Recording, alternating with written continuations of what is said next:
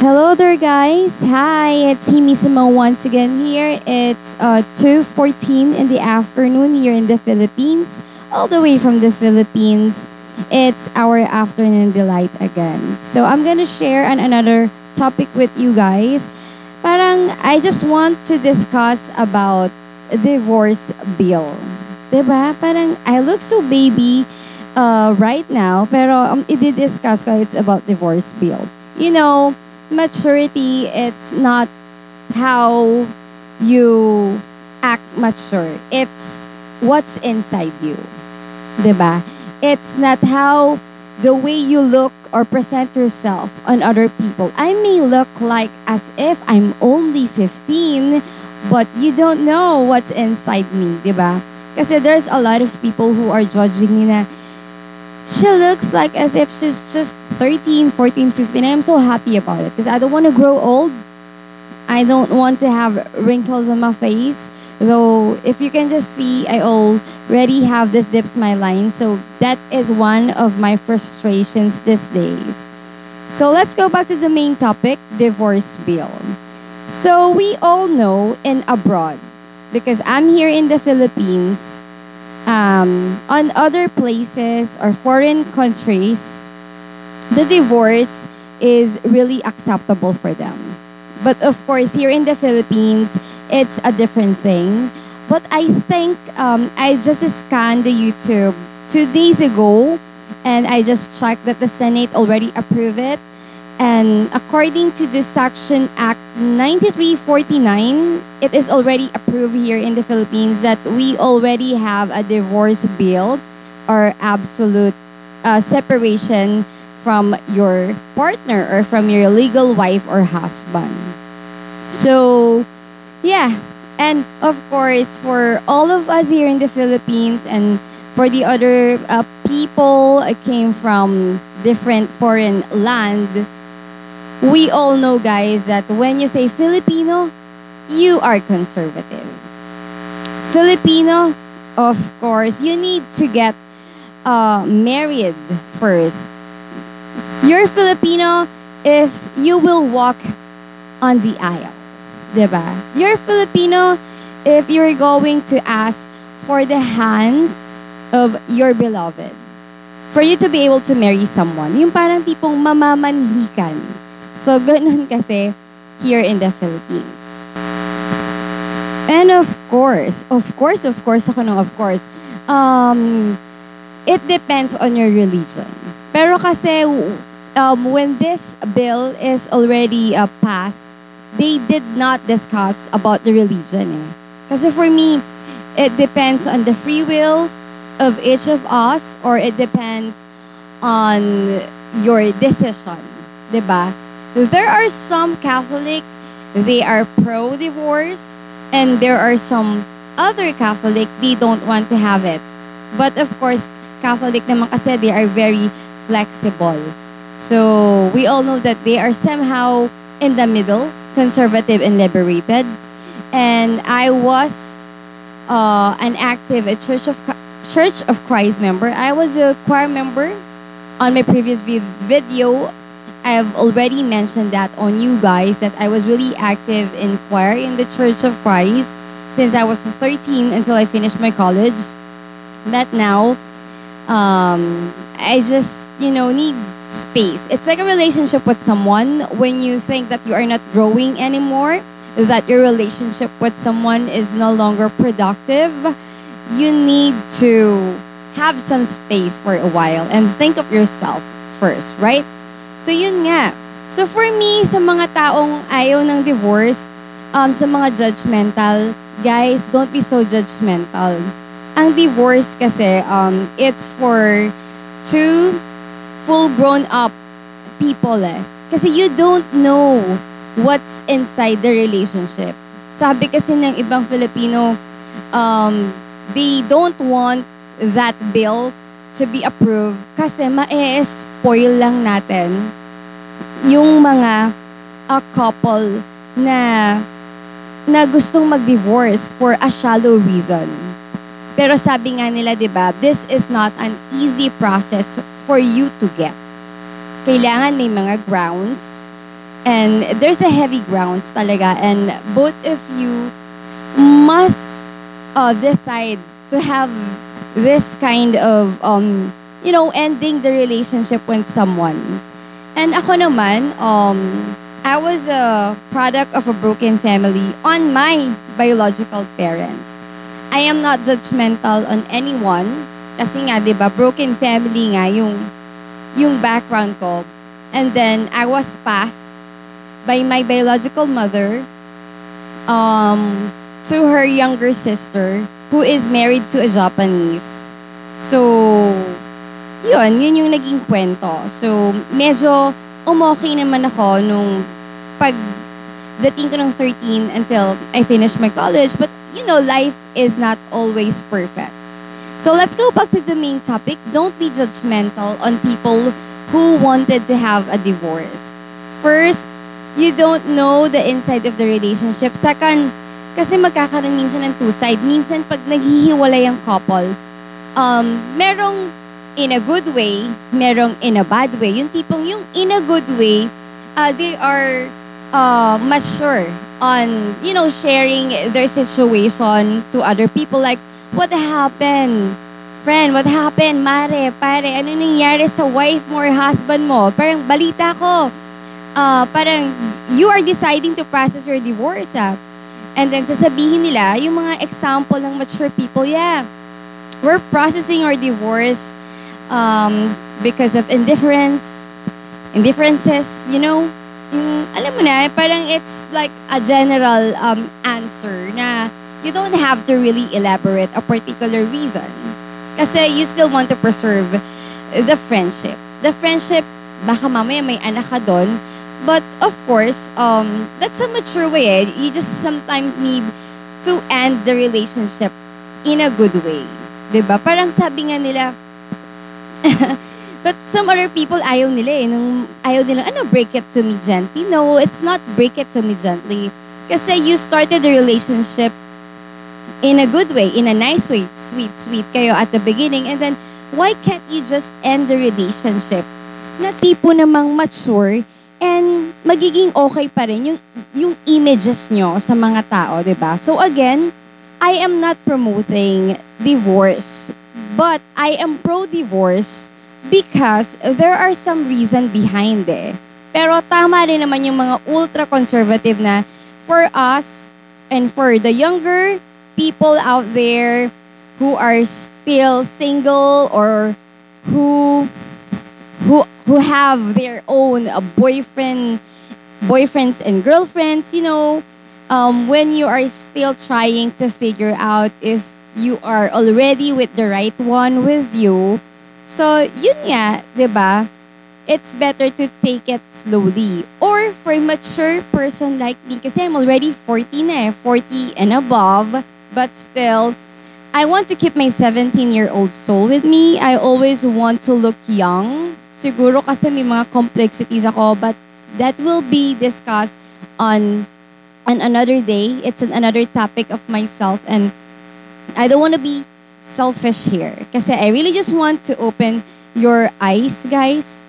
I always wanted to share my thoughts, and I always want to be a fair person and to, laging eye-opener yung mga discussion ko na i-share. So, divorce is for full grown-up people, for adult, 'di ba? Don't judge them kasi you don't know the story. Baka mamaya, ikaw na friend, of course, you want to keep the relationship of your friends na maybe you can still patch up the problem.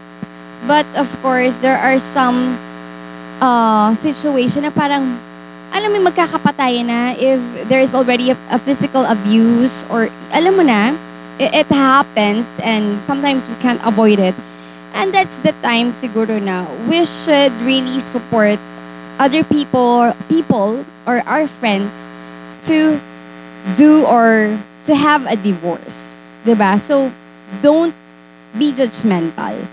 Ako naman, of course, it's not my dream. It's not my dream to have that kind of situation. If I'm gonna marry someone right now, of course, I just really just want to make sure it is a mature decision for me. Pero kung nasa mga girlfriend and boyfriend stage pa lang naman, it's a different thing. Let's take things slow. And ang dami kasing isyong pwedeng itakal eh. So, wag tayong lumayo. Let's focus on the divorce thing. I am so happy. Ayoko sabing pro-divorce, pero I'm so happy. Pero parang nabanggit ko siya kanina, no?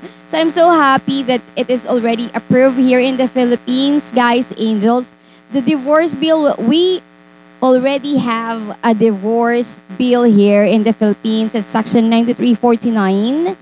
And it is already approved. But it's not easy to get that.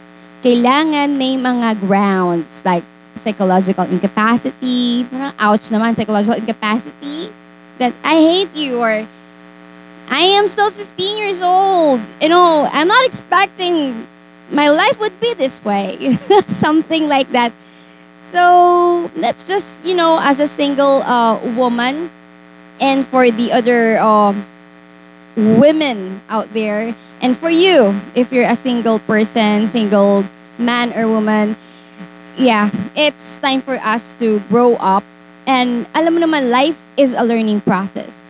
If you committed a mistake at first and then the second time around, make it better. Make it better and make sure that the second time around, it's the best. It's the right one for you. Diba? Yeah. So, I am so happy. I am just really happy that Senate voted for it. Kasi we can't really blame the other couple eh. We can't really decide for the life of the other people. Hindi ka pwedeng magsalita na wag kayong maghiwalay, masama sa mata ng tao. Pero the situation itself, hindi mo maiiwasan. Pero tama naman ng Senate, the government said it's not easy to get that divorce bill. Hindi pwedeng kinasal kayo and then after a few months or a few years, parang sasabihin mo na, let's just end the relationship. And then, pasa mo lang, then may money ka and that's it. No. It's not easy to end that. But for the people who are on the position to process that, wag din natin pahirapin ng isa't isa. Kasi minsan, you know, the couple naman kasi they wanted to end the relationship in a good way and they will say their grounds naman na ganito, ganyan, di ba? You know, there are something that it's better to be left unsaid. Di ba? Sabi nga nila may mga bagay na ano eh, hindi mo na masabi or it's time for you to read between the lines. Or better left it unsaid, di ba? Or read between the lines. Ulit, di ba? It's better to left it unsaid or read between the lines or be sensitive. Hay nako. So, yun. Bakit ba? So, may mga something. Kahit may third party, sometimes it's better to left unsaid. It's better to left unsaid or read between the lines. It's for them. Kasi sometimes they have kids already. They don't want to end the relationship in a bad way eh. Alam mo yon. So, yun. So, it's not easy to have, but okay din talaga na ma-open na yung mind ng mga Filipino to have that kind of bill here na magkakaroon na tayo ng divorce or annulment. For me kasi it's the same thing, annulment. Annulment naman daw kasi it's really void at the beginning. Sabi nila, it's void at the beginning. Siguro because you're under 18 years old, below 21 sa guy. Here kasi in the Philippines, you are on your legal age when you are already 18 years old. Sa babae, for us women, before you can get married with someone, you must already reach your 18 years old. For men, you must be 21 years old and above for you to get married with someone or for you to get your marriage license. So may mga marriage license pa pala, di ba? It's just really funny, right? So for those of younger soul there who are planning to get married with someone, planning to tie a knot that you think that you are already with the right one for you, you think that you can already spend your old days with someone, so yun, you must get your marriage license. Pupunta ka pa, you have to go to the municipal hall, get some approval to double check if your partner is really single or not. So yung mga stuff and things na kailangan pa nating matutunan, di ba? So it's just really fun. It's also an eye-opener for me na, well, may divorce bill na pala. Pero I have a question. Kasi eto, alam ko to. Halimbawa, you got married. And then suddenly, you separated eh.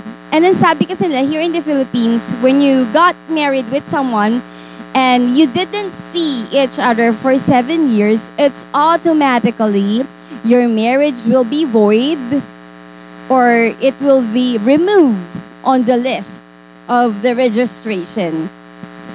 It's just really weird, right? Pero there were kinds of situation na talagang it happened. It happened on you, it happened on me, it happened on someone na tipong, huh? What do you mean na your marriage, your vow with someone is void or nulled or being removed on the list of registration because you didn't see each other for continuously 7 years. Yun. So probably it's for some deep reason for growing up years, and probably we're not that much sure that time. I mean, if you did that, and yeah, probably you're just 15 that time. Probably.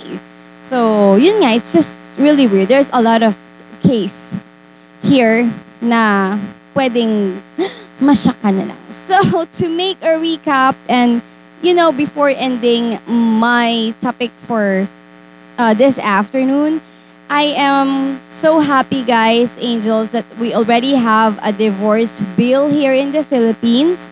I am not saying that I am pro-divorce. It's just that there are things in life that we cannot avoid.